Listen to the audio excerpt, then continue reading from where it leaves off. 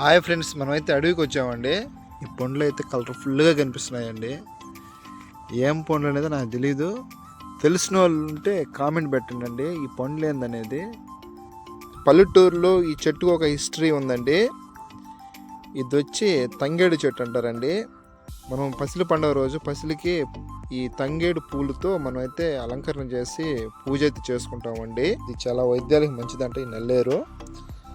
చూడండి ఏ విధంగా అయితే ఉందో నల్లేరు. పండుగ చూపిస్తాను చూడండి ఫ్రెండ్స్.